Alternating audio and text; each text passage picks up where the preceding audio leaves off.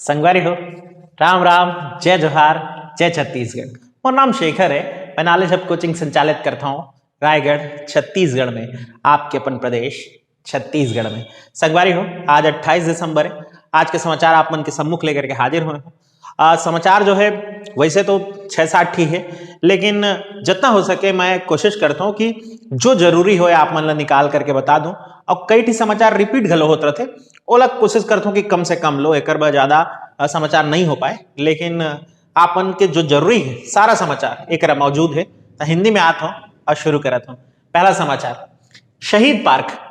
शहीद पार्क आने वाले दिनों में छत्तीसगढ़ पर्यटन का एक बड़ा महत्वपूर्ण केंद्र बनने वाला है, खास तौर पर भिलाई, जिला दुर्ग और उसके आसपास के कुछ और क्षेत्रों के लिए।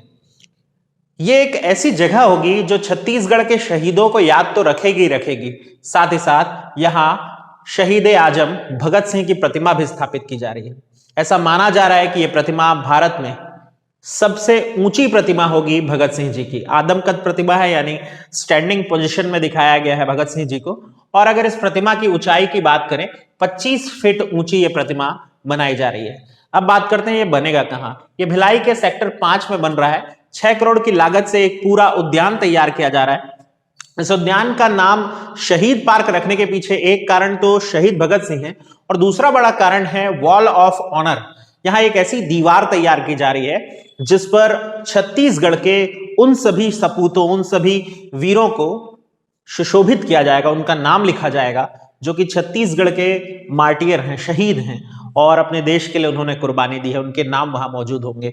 तो एक बेहतरीन केंद्र के रूप में यह विकसित होगा और इसका उद्घाटन माना जा रहा है कि जनवरी के दूसरे हफ्ते के दौरान किया जाएगा। शायद 12 जनवरी जो कि युवा दिवस होता है उस दिन, या फिर 15 जनवरी को इसका उद्घाटन मुख्यमंत्री महोदय के हाथों होने वाला है।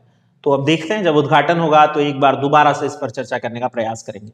बात करते हैं अगले समाचार पर। एक किताब का नाम है कोरोना महामारी लेकिन पढ़ना लिखना जारी। ऐसा लगता है कोई स्लोगन हो, लेकिन बहरहाल ये किताब का नाम है कोरोना महामारी लेकिन पढ़ना लिखना जारी।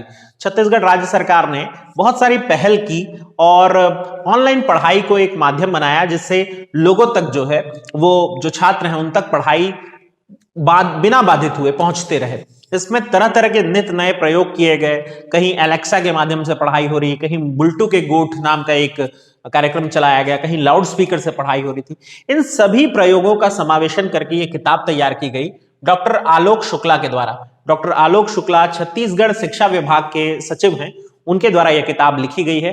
शायद चूंकि प्रशासन से जुड़े हुए हैं तो यह प्रश्न महत्वपूर्ण हो सकता है आने वाले एग्जाम की दृष्टि से, तो नजर रखेंगे इस पर। इसके बाद बात करेंगे लोकवाणी कार्यक्रम पर। और ये न्यूज आप सब यूथ जितना मुझे सुन रहे हैं, या जो भी मुझसे जुड़े हुए हैं, या आपसे जो और आपके दोस्त मित्र जुड़े हुए हैं, उनके लिए बहुत महत्वपूर्ण समाचार है।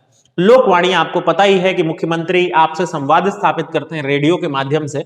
हमारे प्रधानमंत्री भी करते हैं, मुख्यमंत्री भी करते हैं। उनकी मन की बात होती है, इनकी लोकवाणी है। तो लोकवाणी का ये जो 14वां संस्करण आने वाला है, ये यूथ के नाम होगा, युवाओं के नाम होगा।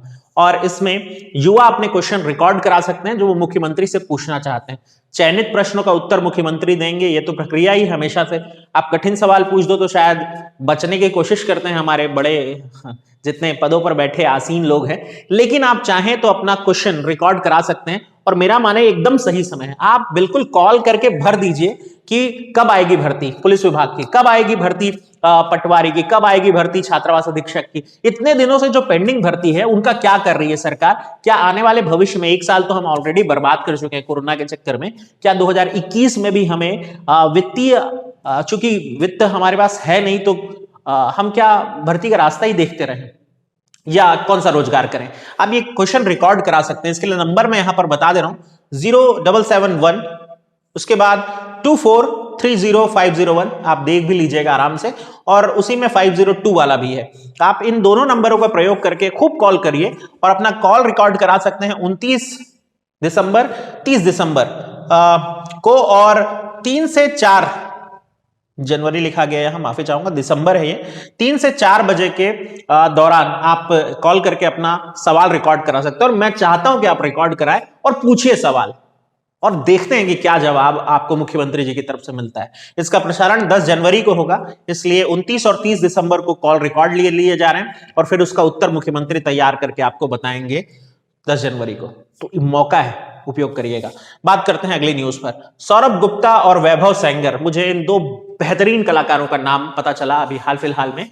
ये सरगुजा अंचल के हैं और म्यूजिक डायरेक्टर हैं। आमतौर पर म्यूजिक डायरेक्टर में जोड़ी बहुत चलती है। ये भी दो दोस्तों की जोड़ी है जो कि हमारे अपने सरगुजा अंचल से हैं और बॉलीवुड फिल्मों में अब संगीत देने का काम कर रहे हैं। छत्तीसगढ़ से निकल करके बॉलीवुड फिल्मों तक का सफर बहुत लोगों ने किया है, लेकिन ये एक जोड़ी जो कि पहली बार छत्तीसगढ़ से निकल करके बॉलीवुड की फिल्मों में बड़े स्तर पर संगीत दे रही है। अभी एक फिल्म आई थी, ओटीटी रिलीज थी, वर्जिन भानुप्रिया नाम था शायद फिल्म का, उसका संगीत इन्होंने दिया था। तो ध्यान रखेंगे, संगीतकार हैं, सरगुजा से संबंधित। अब बात करते हैं अगली न्यूज पर। झित्रूराम बघेल, निधन हो गया इनका। छत्तीसगढ़ के एक बहुत जाने माने विधायक, और मध्य प्रदेश, जब हम मध्य प्रदेश के भीतर थे तो उस मंत्रिमंडल में कैबिनेट मंत्री के रूप में भी कार्यरत रहे। आबकारी मंत्री का पद इन्होंने संभाला था। बकावंड और जगदलपुर विधानसभा सीट से चुनाव लड़े और विधायक के रूप में चयनित होते रहे। मध्य प्रदेश विधानसभा के सदस्य बने और केंद्रीय मंत्री भी बने। उनका निधन हो चुका है, तो आप उन्हें जरूर याद रखें। झित्रूराम बघेल नाम है उनका। कांग्रेस पार्टी से संबंधित थे और दिग्विजय सिंह की सरकार जब थी मध्य प्रदेश में, उस दौरान ये मंत्री के पद पर आए थे, आबकारी मंत्री। काफी सहृदय सज्जन व्यक्ति माने गए हैं। इनके बारे में बहुत सारे कथाएं जो है बस्तर क्षेत्र में प्रचलित हैं कि ये बहुत सादे सरल प्रकार के व्यक्ति थे। खैर, इसके बाद बात करते हैं पंडरा पाठ की। ये न्यूज आज की सबसे ज्यादा खुश करने वाली न्यूज थी। पंडरा पाठ, अब सब जानते हैं कि पंडरा पाठ जशपुर में है और जशपुर अंचल का बगीचा है ये क्षेत्र, जहां फलों का खूब उत्पादन होता है। और इसी में खबर ये आई है कि सेब का उत्पादन लिया जाएगा जशपुर अंचल के पंडरा पाठ में। आमतौर पर सेब की उपज लेने के लिए हमें कम से कम 4000 फीट की ऊंचाई और एटलीस्ट जिन जगहों पर 4 डिग्री सेल्सियस का तापमान मेंटेन रहता है, ऐसी जगह तलाशनी पड़ती है। लेकिन ये सेब की एक ऐसी किस्म है, एक ऐसी नस्ल है जिसमें लगभग 1500 से 2000 फीट की ऊंचाई लगभग और तापमान 8 से 10 डिग्री सेल्सियस तक अगर हो तो ये सेब की फसल हो सकेगी। इसी इरादे से 10 एकड़ जमीन पर लगभग 1600 पौधे लगा करके ये ट्रायल किया जा रहा है और सफलता भी मिल रही है इसमें। और अगर ये सफल होता है तो भाई निकट भविष्य में आप जाने कि हमारा जशपुर भी सेब का उत्पादन करेगा और फलों का एक अच्छा मंडी, एक अच्छा बाजार बन करके उभरेगा। इसके अलावा आपको पता ही है कि जशपुर अंचल में और भी जो लीची है ये काफी मात्रा में होती है। इसके अलावा ये जो एरिया है वहां 100 एकड़ क्षेत्र में सेब के अलावा नाशपाती और आड़ू की खेती भी की जा रही है।